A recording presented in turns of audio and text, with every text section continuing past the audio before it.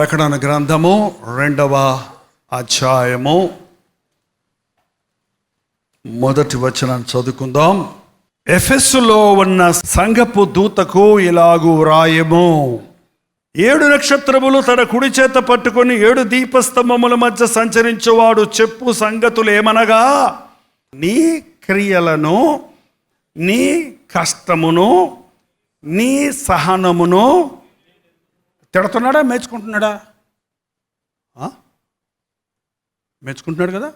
ఒక విషయం నిన్ను ఒకరు దిద్దారంటే నీలో ఏమి మెచ్చుకుని లేవని అర్థమా?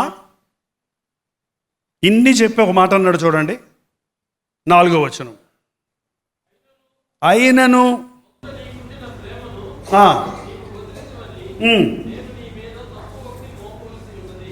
అయినను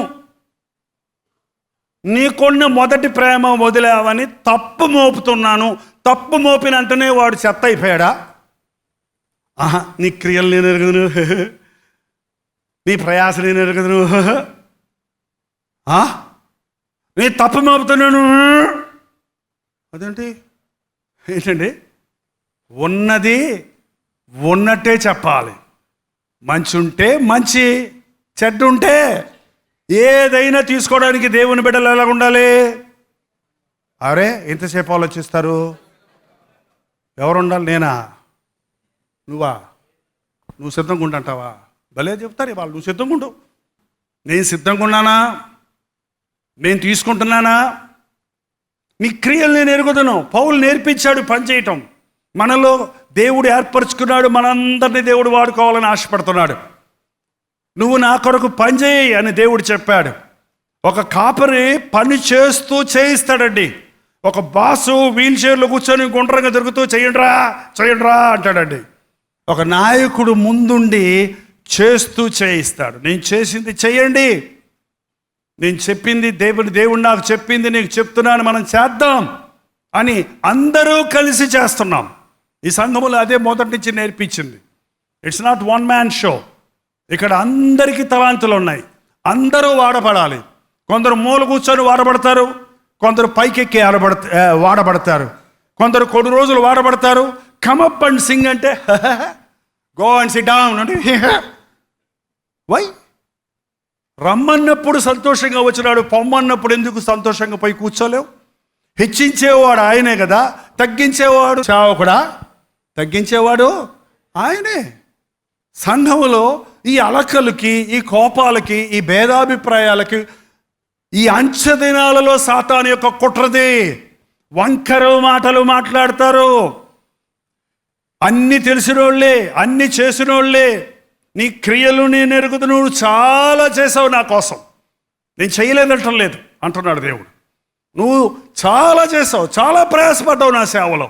నా సేవకుడితో పాటు పరిగెత్తావు, నా సేవకుడితో పాటు పస్తున్నావు, నా సేవకుడితో పాటు రాత్రులు జాగారం చేశావు, నా సేవలో, నా మందిరంలో నువ్వు కష్టపడ్డావు, నా మందిరంలో నువ్వు పనులు చేశావు. నాకు తెలుసు నేను నీకు ప్రతిఫలం ఇచ్చేవాడిని. పాస్టర్ కాదు ప్రతిఫలం ఇచ్చేది, మనుషులు కాదు ప్రతిఫలం ఇచ్చేది. ప్రభువు కొరకు పడ్డ ప్రతి ప్రయాసకి ప్రతిఫలం ఉందండి.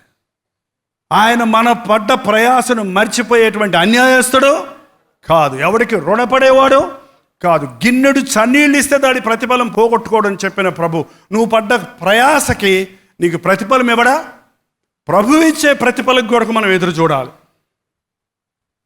మోషేని వాగ్దాన భూమికి తీసుకెళ్ళలేదు అని ఈ మధ్య మళ్ళీ దాని మీదే ప్రభుని అడుగుతా ఉన్నా. ఒక్క మాట అన్నంత మాత్రాన ప్రభువా అంత ప్రయాసపడిన సేవకుండా ఆపేసావేంటా అని.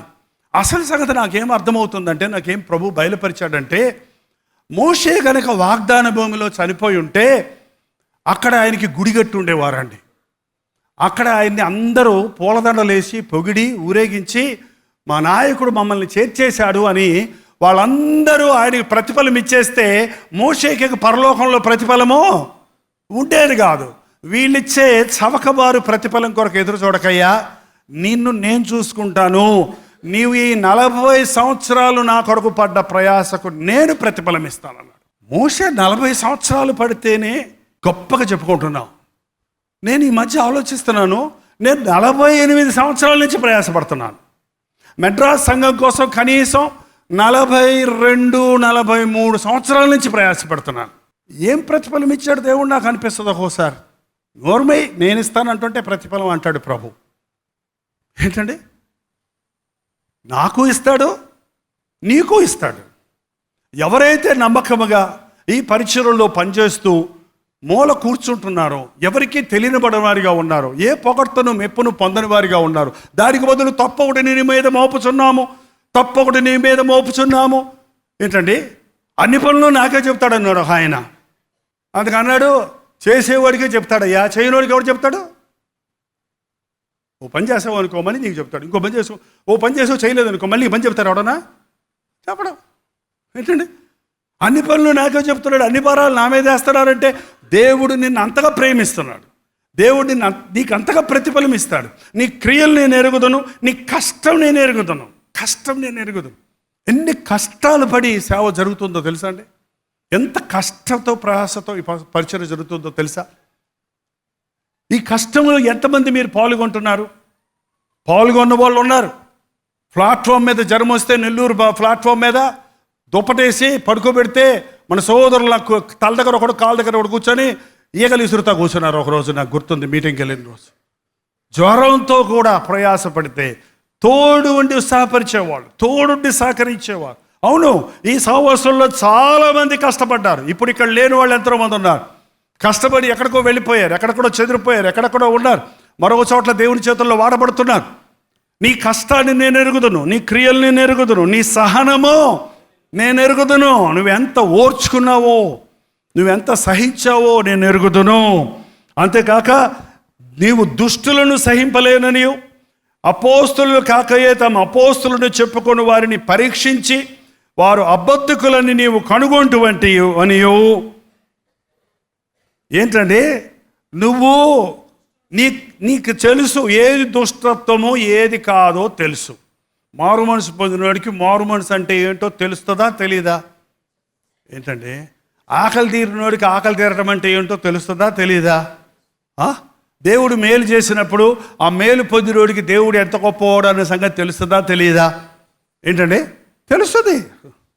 నువ్వు దుష్టులని అంగీకరించాల, అపోస్తులు కాకుండానే అపోస్తులని అబద్ధ బోధకుల్ని నీవు గుర్తించగలుగుతున్నావు. సరిగ్గా దేవుని వాక్యం వినేవారు యూట్యూబ్లో ఇప్పుడు ఎన్ని వాక్యాలు వస్తాయో వరుస పెడితే మీకు లైన్లో వస్తూనే ఉంటాయి. అది విన్నప్పుడు నేను కూడా వింటాను. అప్పుడప్పుడు ఒక 10 సెంటెన్స్ వినేటప్పటికీ అది నిజమైన బోధ అబద్ధమైన బోధ అనేది అర్థమైపోద్ది. కొన్నిసార్లు చాలా బాగున్నట్టు ఈ కుర్రడోడు బలి చెప్తున్నాడే అన్నట్టు ఉంటుంది. పూర్తిగా వినేటప్పటికీ ఇంకోటి ఉంటే దాన్ని విందామనేటప్పటికి దాంట్లో అసలు బయటపడద్దు రగ్గు. మాటలు నేర్చిన మనుషులు ఇవాళ ఖచ్చితంగా మాట్లాడతారు, డంకా లేకుండా మాట్లాడతారు. అబద్ధం చెప్తున్నావు నువ్వు, జూట్ బోలేగా, జూట్ చెప్పింది ఏనా, ఎదుటోడిని అబద్ధం ఆడుతున్నావు అంటాడు. ఇంకా వాడిని ఎవడు కనిపెట్టగలరు చెప్పండి? తాను తప్పు చేస్తూ తన తప్పును కప్పిపెట్టుకోవడానికి ఇతరుల మీద తప్పు చేయనోడి మీద తప్పు మోపే వాళ్ళని కూడా చూస్తున్నాం ఈ రోజున. క్రైస్తవ లోకంలో కూడా చూస్తున్నాం ఇట్లాంటి వాళ్ళని. ఎంత విచారకరమైన విషయం ఇది. బల్ల కొద్ది ప్రసంగం చేయడంలో గొప్పతనం లేదండి, గుండె బాదుకొని ప్రసంగం చేయాలి మనిషి. దేవుని ప్రేమను పంచాలి, దేవుని యొక్క శ్రమను పంచాలి. నువ్వు కష్టపడుతున్నావు, దేనికోసం కష్టపడుతున్నావు? నీ సంఘం డెవలప్ చేసుకోవాలి, నీ పేరు తెచ్చుకోవాలి, నా సంఘానికి ఎంతమంది వస్తున్నారో చెప్పుకోవాలి, నేను ఇన్ని ఊర్లు తిరిగానని చెప్పుకోవాలి, నువ్వు ఇంత పెద్ద సేవకుడు అని డొంకారో వేసుకోవాలి అని తిరుగుతున్నావా? లేక క్రీస్తు ప్రేమ నిన్ను బలవంతం చేస్తున్న మూలాన్ని తిరుగుతున్నావా? క్రీస్తును మహిమపరచాలని ఆశపడుతున్నావా? దేవుడు నాకు అప్పగించాడు కాబట్టి ఈ పని నేను చెయ్యాలి అని చేస్తున్నావా అన్నది మనుషులకు తెలియదేమో కానీ హృదయాలను పరిశీలించే దేవునికి బాగా తెలుసు. అబద్ధ బోధకుడు ఎవడో నిజమైన బోధకుడు ఎవరో తెలియటం లేదండి. వాళ్ళు అందరూ యూట్యూబ్ ఫాలో చేస్తున్నారు, ఫేస్బుక్లు ఫాలో చేస్తున్నారు, ట్విట్టర్లు ఫాలో చేస్తున్నారు. మంచి మంచి హెడ్డింగ్స్తో గొప్ప గొప్ప సారవంతమైన అట్రాక్టివ్ హెడ్డింగ్స్ తోటి అనేక టాపిక్స్ ఎవ్రీ డే అనేక మంది రిలీజ్ చేస్తున్నారు. ఇందులో ఏది సత్యం ఏది కాదు, ఈ పండు తినుదినమున మీరు నిశ్చయముగా చచ్చెదరు, ఈ పండు తినుదినమున మీరు చావనే చావరు. అదే అంశం, అదే మాట. చచ్చెదరు, చావనే చావరు. చచ్చెదరు, చావనే చావు. జస్ట్ ఒక వర్డ్ అట్ట ట్విస్ట్ చేసిందంటే సాతాను. చూసారా, మిగిలిందంతా బాగానే ఉంది. ఏది అనుకూలంగా ఉండింది ఆదామవ్వలకి, అంత ప్రేమించి, అంత ఏదేను వనాన్ని సిద్ధపరిచి, అంత సహవాసం చేసి, అంత ఆశీర్వదించి, అంతగా ప్రేమించిన ప్రభువు మాట ముఖ్య ఆకర్షితులయ్యారా? ఎక్కడి నుంచో వచ్చింది మ్యూజిక్ వేసుకుంటూ. Be careful. స్టేజుల మీదకి సర్పం ప్రవేశిస్తుంది, అబద్ధ బోధ ప్రవేశిస్తుంది. ఏది వాళ్ళకి ఇష్టమైంది చెప్పండి. ఈ రోజున ఏది ఇష్టమవుద్ది? నిన్ను గద్దించి బుద్ధి చెప్పేవాళ్ళు నీకు ఇష్టమా? నిన్ను కని పెంచి పెద్ద చేసిన నీ తండ్రి మాట నీకు ముఖ్యమా? రోడ్డును పోయే నీ ఫ్రెండ్ మాట నీకు ముఖ్యమా? ఏం మాట వింటున్నాడు ఫ్రెండ్స్ ఇవాళ యవనస్తులు? ఎవరి మాటలు వింటున్నారు చెప్పండి? నిన్ను కని పెంచి నీ కొరకు అహర్నిశలో అల్లాడుతున్న అమ్మంటే నీకు ప్రేమ? ఎవరినో చూసి వారి వెంట వెళ్ళేవాడితో నీకు ప్రేమ? చెప్పండి చూద్దాం. ఎవరితో నువ్వు మాట్లాడుతున్నావు? నీ ఫోన్ నిండా అమ్మకు చేసిన ఫోన్లు ఉన్నాయా? బాయ్ ఫ్రెండ్కి చేసిన ఫోన్లు ఉన్నాయా? నాన్నకు చేసిన ఫోన్లు ఉన్నాయా? గర్ల్ ఫ్రెండ్కి చేసిన ఫోన్లు ఉన్నాయా? చూడండి, ఒకసారి చెక్ చేసుకోండి. ఇదే పొల్యూషన్ సంఘంలో నీకు ప్రవేశిస్తుంది. ఘోరమైన తోడేళ్ళు ప్రవేశిస్తాయి మీలోకి, జాగ్రత్త. శిష్యుల్ని లాక్కెళ్ళిపోతాయి, జాగ్రత్త. వంకర మాటలు పలికేవారు వస్తారు, జాగ్రత్త. వంకర మాటలండి, మళ్ళీ అది అక్కడ సాతాందే. సాతాను పాము షేప్ ఎలాగ ఉంటుంది ఎవరన్నా చెప్పగలరా? ఏ షేప్లో ఉంటుంది చెప్పండి? జింక్ అంటే ఒక షేప్ ఉంది, కుక్క అంటే పాముకి ఏ షేప్ ఉంది చెప్పండి? అట్లా వదిలి చూడండి, ఒక్క నిమిషం ఒక షేపులో ఆగదది. అంతే, వంకర. ఎప్పుడు చూసినా ఒక మనిషి ఈ మాట అంటాడు, ఒకసారి ఇంకో మాట అంటాడు, ఒకలాగా ఉంటాడు, ఇంకోలాగా ఉంటాడు. పూటకి వేషాలు మార్చేస్తారు, భాషలు మార్చేస్తారు, మాటలు మార్చేస్తారు. జాగ్రత్త. అంచెదనాల్లో సంఘాల్లో జొరబడుతున్నాయి. అబద్ధ బోధకుల్ని నువ్వు గుర్తిస్తున్నావు. చాలామందికి చెప్పక్కర్లేకుండానే ఈ బోధ సరలేదని మీరు చెప్పగలుగుతారు, కానీ కనుగొన్నావు. అది కాదుండ, చెప్పుకునే వారిని పరీక్షించి అభక్తికులని నువ్వు కనుగొన్నావు. సారాయి తాగితే రోగాలు వస్తాయని కనుగొన్నావు. సారాయి మంచిది కాదు అని కనుగొన్నావు. సాయంకాలం వెళ్ళి తాగుతున్నావు. చెప్పండి, సారాయి తాగే వాళ్ళందరికీ అది తాగకూడదని తెలీదా? అది నాశనం చేస్తుందని తెలీదా? దాంట్లో మేలు లేదు, కీడని తెలీదా? కానీ ఏం చేస్తున్నారండి? గట్టిగా అడిగితే మా ఫ్రెండ్ని మార్చడానికి తాగానన్నాడు ఒకడు. ఎందుకు తాగాడంట? ఫ్రెండ్ని మార్చడానికి, చర్చకు తీసుకురావడానికంట. ఫ్రెండ్తో కూర్చొని ఫ్రెండ్షిప్ చేసి తాగేశాడంటేన. ఎందుకంటే ఆయన మార్చి చర్చకి తీసుకొస్తాడంట. ఏంటంటిది? ఇవాళ అదే తంతు. అబద్ధ బోధకులు వింటూ ఏమండి, అబద్ధ బోధకుల్ని కరెక్ట్ చేద్దాం అనుకుంటూ, చిచి ఈ బోధ సరలేదు, చిచి ఈ బోధ సరలేదు, చిచి బోధ ఇదే బాగుంది. ఏమైపోయింది? బ్రెయిన్ వాష్ అయిపోయింది. ఏంటండి, నువ్వు బాగానే ఉండవు, నీకు అన్నీ తెలుసు. ఈ సహవాసంలో ఉన్న వాళ్ళకి ప్రార్థన యొక్క శక్తి తెలుసు, వాక్యం యొక్క సారం తెలుసు, మారు మనసు పొందాలన్నది ఏంటండి అన్నీ తెలుసు, కానీ చెయ్యం. చదవండి, ఇప్పుడు చదువు.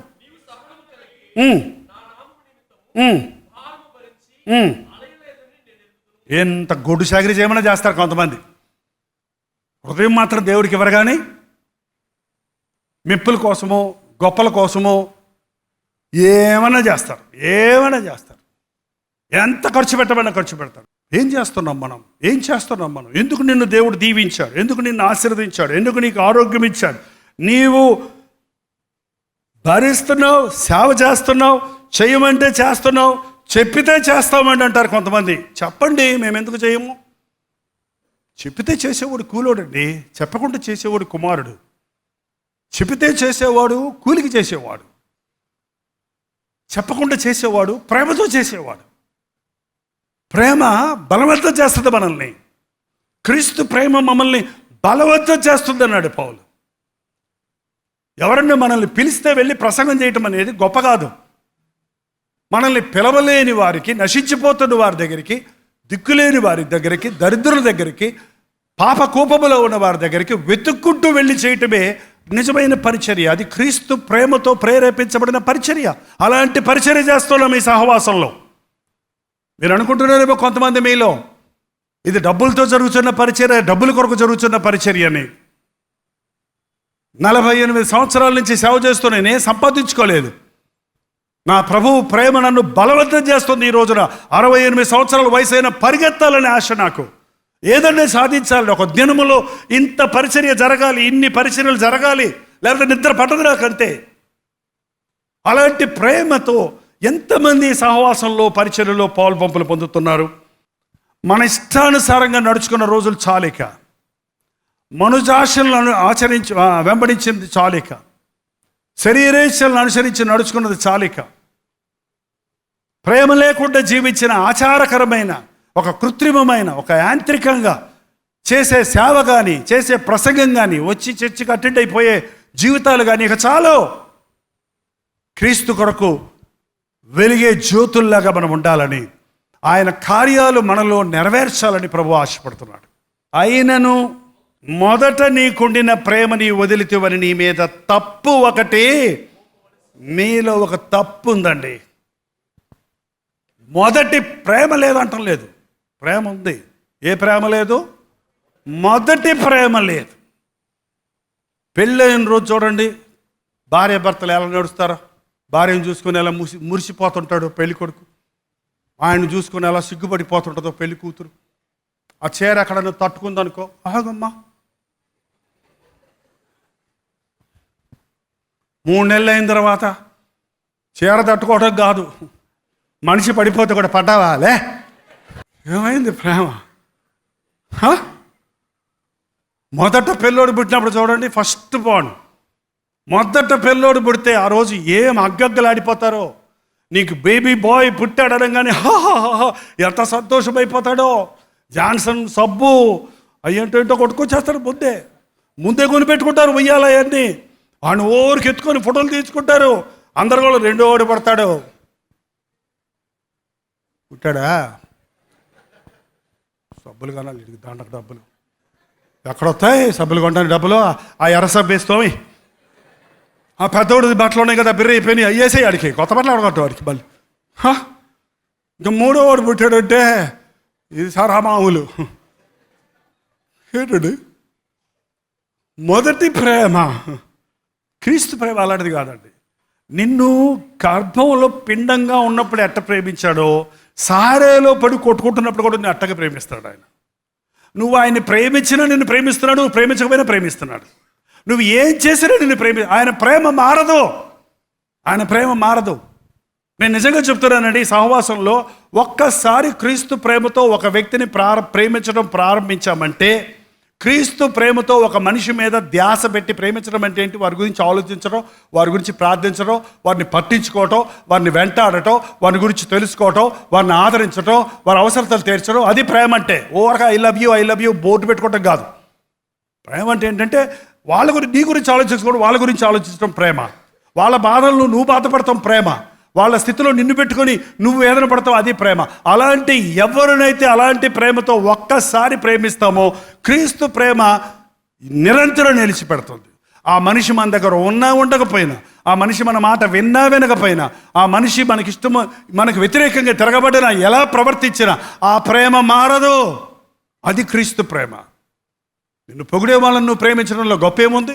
నిన్ను ప్రేమించే వాళ్ళని నువ్వు ప్రేమించడంలో గొప్పేముంది? నిన్ను ద్వేషించేవారు నువ్వు ప్రేమించమన్నాడు ప్రభు. నీ శత్రువులను నువ్వు ప్రేమించమన్నాడు ప్రభు. నీకు మొదటి ప్రేమ లేదు నీలో, క్రీస్తు ప్రేమ లేదు. ఇంకో మాట చెప్పాలంటే, నీ సొంత ప్రేమ ఉందంటే, సహజ ప్రేమ ఉందంటే, లోక ప్రేమ ఉందంటే, ప్రేమ లేకపోతే వేస్ట్ అండి. కొరింథీయులకు రాసిన మొదటి పత్రిక 13వ అధ్యాయంలో మీరు చదివితే, ప్రేమ దీర్ఘకాలము సహించును, ప్రేమ త్వరగా కోప్పడదని లేదు అక్కడ. కోప్పడుతుంది ప్రేమ, త్వరగా కోప్పడదు, అనవసరంగా కోప్పడదు. ప్రేమ త్వరగా కోప్పడదు, అపకారమును మనసులో ఉంచుకోదు. ఇతరులు చేసిన there is no record of wrongs in love. తప్పుల పట్టి క్రీస్తు ప్రేమలో లేదు. మాటిమాటికి నువ్వు అది చేసావు, అప్పుడు చేసావు, ఇప్పుడు చేసావు, అప్పుడు చేసావు అని దెప్పుతుంటారు. చూసారా? ప్రేమ లేని వాడది. ప్రేమ ఉన్న వాళ్ళు వాటిని మింగేస్తుంది. అమ్మ చూడండి, ఎన్ని తప్పులు చేసిన బిడ్డను పోన్లేమ్మా పోన్లేమ్మా పోన్లేమ్మా అంటది. చూడండి, అది దేవుని క్రీస్తు ప్రేమకు ఒక సాదృశ్యం. ఆ ప్రేమ, ఆ మొదటి ప్రేమ నీలో లేదు. ఎంతమంది ఈ సహవాసంలో ఉన్నవారు ఆ మొదటి ప్రేమను పోగొట్టుకున్నానన్నవా అనుకుంటున్నారో అని ఒప్పుకుంటున్నారో మీ చేయి చూపించండి చూద్దాం. నేను చూడండి, దేవుడు చూస్తాడు. మిగిలిన వాళ్ళందరికీ అసలు ప్రేమే లేదనుకుంటా, పోన్లేండి. ఇప్పుడు ఏం చేయమంటున్నాడో చూడండి. మనం ప్రేమను పోగొట్టు నువ్వు ఏ స్థితిలో నుండి పడితివో అది జ్ఞాపకము చేసుకొని, ఇది ఒకటే రెమెడీ. నేను మొదటి ప్రేమను పోగొట్టుకున్నానని నీవు గుర్తిస్తే నువ్వు ఏ స్థితిలో నుంచి పడిపోయావో, ఎక్కడ నీవు పడిపోయావో. లోకంలో పడిపోతున్నారు చాలామంది, పనుల్లో పడిపోతున్నారు చాలామంది, పాపంలో పడిపోతున్నారు అనేక మంది. నువ్వు ఎక్కడ ఏ రోజు నుంచి నీలో ఆసక్తి పోయింది? ఎప్పుడు ప్రారంభమైంది నీకు జబ్బు? నిర్లక్ష్యం అనే జబ్బు, అలక్ష్యం అనే జబ్బు, ఆచారం అనే జబ్బు. ఏ రోజు నుంచి నువ్వు వెనక్కి తిరిగి ఆలోచించుకొని ఏ స్థితిలో నుంచి పడితేవో దాన్ని జ్ఞాపకం చేసుకో. దయచేసి ఈ రోజు నుంచి ఒక నెల రోజుల వరకు రోజు ఒక మేలు జ్ఞాపకం చేసుకొని పుస్తకంలో రాసి తెచ్చేవ్వండి, చూద్దాం. నేను చూడటానికి కాదు, అలాగన్నా రాస్తారని ఆశ, అలాగన్నా జ్ఞాపకం చేసుకుంటారని బాధ. ఒక్క మేలు, రోజుకొక మేలు. ఇన్ని సంవత్సరాల్లో ఎప్పుడు చేసిన అయినా పర్వాలా, ఇప్పుడు చేసిన అయినా పర్వాలా, కొత్త అయినా పర్వాలా, పాత అయినా పర్వాలా. ఎందుకంటే నా ప్రాణమై యెహోవాను సన్నిధించుము. నిన్న చేసిన మేలులు మర్చిపోవద్దు, మొన్న చేసిన మేలు మర్చిపోవద్దు, నిన్న చేసిన మేలు చెప్పొద్దు అన్నాడా? ఆయన చేసిన చెప్పండి ఏంటది? మేలులన్నిటినీ, కొన్ని వేల మేలు వస్తాయి. నువ్వు రాస్తా కూర్చుంటే ఒకటి రాయమంటే కొంతమంది మూడు రాస్తారు, 5 రాస్తారు. నిజంగా నువ్వు మన జ్ఞాపకం చేసుకుంటే రాయండి, ఒక్కటి రాయండి, సరే, ముఖ్యమైనది. అలాగే ఈ రోజు నుంచి ఒక తీర్మానం చేసుకోండి. ఈ రోజు నుండి చేదు మాటలు నా నోట నుండి రానివ్వను, సనుగుడికి నా చోటివ్వను. లేదు, ఏమాట లేదు, రాదు, కుదరదు, ఏమొస్తుంది, ఏమిచ్చాడు, ఏం చేశాడు అని వెగటు మాటలు నోట్లోంచి రానివ్వకండి. పొరపాటు వచ్చింది అవి కూడా రాసి పెట్టండి. ఏ గంప ఎక్కువ వద్దు చూద్దాం, మేలు ఎక్కువ అవుతాయో. ఒకసారి దేవదూత పరలోకం నుంచి వచ్చిందంట, మీటింగ్ జరుగుతుంటే 2 గంపలు పట్టుకొని వచ్చాయంట, 2 దూతలు. దేవుడు చేసిన మేళ్ళన్నీ ఇందులో వేయండి, మీ ప్రార్థన భారాలు, మీ సమస్యలన్నీ ఇందులో వేయండి అని ఒక గంప, దేవుడు జవాబిచ్చిన విషయాలు రాయండి అని ఇంకో గంప పట్టుకొని దూతలు మొత్తం మీటింగ్ అంతా తిరిగేయటండి. ఒక గంప నిండిపోయింది, ఒక గంపలో 2-3 కూడా పడలా. ఏ గంప నిండింది అంటారు? నా భారాలు ఇయ్యి, నా సమస్యలు ఇయ్యి, నా జబ్బులు ఇయ్యి, నా అవసరతలు ఇయ్యి అని మాత్రం పేపర్లు రాసి పడేశారు. దేవుడు చేసిన మేళ్ళలు మాత్రం ఒక్కటి కూడా ఎవడు గుర్తుపెట్టుకోలేదు, దాన్ని రాసేయలేదు. కాబట్టి ఇప్పుడు గంపలు తిరగబడాలి మనకి. ఏంటది? దేవుడు చేసిన మేళ్ళ గంప ఏమని నిండాలి. మనకి సణుగుళ్ళు గొనుగుళ్ళు లేదు, అది లేదు, ఇది లేదు, ఏం చేశాడు అని నెగిటివ్ వర్డ్స్ రానివ్వకండి. ప్రభువును స్తుతించి ఈ నెల రోజులు చూడండి, మీ భక్తి జీవితం ఎక్కడ ఉంటుందో, మీ ప్రార్థన జీవితం ఎక్కడ ఉంటుందో, ఎలాంటి మొదటి ప్రేమను మీరు పొంది ఎంత ఉత్సాహంగా ఈ నూతన సంవత్సరంలో, రాబోయే నూతన సంవత్సరంలో పరిగెడతారో మీరే గుర్తిస్తారు. చెప్పడం వరకే నా పని, నేను కూడా చేయాలనుకుంటున్నాను, మీరు కూడా చేయండి. ఏ స్థితిలో నుంచి పడితే జ్ఞాపకం చేసుకొని మారు మనసు పొంది ఆ మొదటి క్రియలు చేయి. మారు మనసు పొంది మళ్ళీ వేరే కార్యాలు చేయటం కాదు, అలాగే కూర్చోవటం కాదు. మారు మనసు పొంది ఆ మొదట చేసిన పనులు చేయి. మొదట చేసినంతసేపు ప్రార్థన చేయి, మొదట చేసినంతసేపు వాక్యాన్ని ధ్యానం చేయి. మొదట ఉన్న ఆసక్తితో దేవుని మందిరాలంటే, దేవుని సేవ అంటే, సువార్త సభలంటే పరిగెత్తావు చూడకప్పుడు పరిగెత్తేలాగా మళ్ళీ ప్రార్థించేలాగా మళ్ళీ ఆ మొదటి క్రియలు చేయి. అట్లు నీవు చేసి మారు మనసు పొందితేనే సరి, లేని ఎడల నేను నీ యొద్దకు వచ్చి నీ దీపస్తంభమును దాని యొద్ద నుండి ఇప్పుడు ఆశీర్వదించాలి అనుకుంటున్నాం కదా. నేనేమంటున్నాడు ఆయన, నువ్వు చేసావా సరే, చెయ్యకపోతే నిన్ను ఇంకేం అనను నేను. నీతో నాకు వద్దు, ఇక నీతో గొడవ పెట్టుకోండి, నేను ఇక నీతో వాదించను. ఇక ఏంటంటే నేను వచ్చి ఏం చేస్తానంటున్నాడు, దీపస్తంభాన్ని తీసేస్తా, మీ ఇంటికి కరెంటు లేకుండా చేసేస్తా. చెప్పండి, ఈ 30 రోజులు ఇంట్లో మెయిన్ ఆపేసుకొని చీకట్లో బతకండి, ఎక్కడో తెలుస్తుంది. అప్పుడు మీకు సెల్ ఫోన్ ఛార్జ్ అవుద్దా, బయటకు వెళ్ళకండి, ఇంట్లోనే కూర్చోండి. సెల్ ఫోన్ పని చేయదు, ఫ్యాన్ పని చేయదు, లైట్ పని చేయదు, వంటగది ఎక్కడుందో కనపడదు, ఏ గదిలోకి వెళ్తున్నావో తెలియదు, ఎవడు దూరుతున్నాడో తెలియదు, ఎవడు బయటికి పోతున్నాడో తెలియదు. అప్పుడు నీ బతికి ఎంత బాగుంటుంది కదా, హాయిగా ఉంటుంది అంటారా. దొంగోడి కంట చీకటంటే హాయిగా ఉంటుందంట, వ్యభిచారి కంట చీకటంటే హాయిగా ఉంటుందంట. వెలుగు మీద తిరగబడతారంటే వాళ్ళు. అంటే ఏమంటున్నాడు ప్రభు, నా మాట వినకపోతే నిన్ను వదిలేస్తాను, ఇక నిన్ను చీకట్లో వదిలేస్తాను, నీ బతుకు అధోగతి అయిపోద్ది, అయోమయం అయిపోద్ది, నీకు ఇంకా ఏ దారి లేదు. ఆయన తీసేసినప్పుడు దీపం మన మనస్సాక్షి చీకట్లోకి వెళ్ళిపోద్ది. భక్తిహీనుల దీపము కారు చీకటిలో అసలే చుట్టూ చీకటి, నీ దగ్గర ఉన్న దీపం ఆరిపోయింది, ఏమవుద్దప్పుడు నీ పది? నీకు నీ చుట్టూ లోకం, చీకటి లోకంలో మనం ఉన్నాం, ఆయన ఇచ్చిన వెలుగులో మనం నడుస్తున్నాం. నీవు నా మాట వినకపోతే నీ దీపస్తంభం తీసేస్తానన్నాడు. నాకు తెలియదండి, ఈ కొత్త సంవత్సరం అందరం ప్రవేశిస్తామో లేదో కూడా గ్యారంటీ లేదు. చాలామంది దైవజనులు వెళ్ళిపోతున్నారు, చాలామంది మరణిస్తున్నారు. నువ్వు నేను సజీవుడిగా ఉన్నామంటే దేవునికి ఒక ప్రణాళిక ఉంది. నూతన సంవత్సరంలో నువ్వు ఇంకా మారు మనసు పొందాలని అడుగుతున్నాడేమో, నువ్వు మొదటి ప్రేమతో పొంది మొదటి క్రియలు చేసే వ్యక్తిగా ఉండాలని ఆశపడుతున్నాడేమో. లేచి నిలబడి ప్రార్థన చేద్దాం. ప్రతి ఒక్కరూ లేచి నిలబడి ప్రార్థన చేద్దాం. పరిశుద్ధుడా, ప్రేమ గల తండ్రి, ఒక్కసారి మమ్మల్ని చూడు నాయన, ఆకాశం నుండి మమ్మల్ని తొంగి చూడయ్యా. నీవు ఏర్పరచుకుని నీ బిడ్డలను చూడు నాయన, నీ రక్తములో కడుక్కొని నీ బిడ్డలను చూడయ్యా. ఒక సంఘముగా నీవు అభిషేకించిన ఈ సహవాసాన్ని చూడయ్యా. మేము నీ శరీరంలోని భాగాలుగా ఉన్నామని, అది చిటికినేలైనా, అది బొటనవేలైనా, అది కాలైనా, అది చెయ్యి అయినా, అది తలైనా, అది పొట్టైనా, అది ఏ భాగమైనా, కనిపించే భాగమైనా, కనిపించని లోపట ఉన్న భాగాలైనా కలిసి పనిచేస్తేనే సజీవులుగా ఉన్నట్లు సంఘములో ఉన్న ప్రతి ఒక్కరూ వారి విధులను, వారి బాధ్యతలను, వారి పనులను, వారి కొరకు దేవుడు నియమించిన సత్క్రియలను చేయుటకు ఆయన ప్రేరేపణ చేయి తండ్రి. నీ ప్రేమతో మమ్మల్ని నింపయ్యా. ప్రేమతోనే ఈ సహవాసం కట్టబడింది, ప్రేమతోనే ఈ పరిచర్య కొనసాగుతుంది. ఆ ప్రేమే పోగొట్టుకుంటే ఇక పరిచర్యలో సారమేముందయ్యా. ఆ మొదటి ప్రేమ మళ్ళీ మాకు దయచేయి, మొదటి ప్రేమ మళ్ళీ మాకు దయచేయి.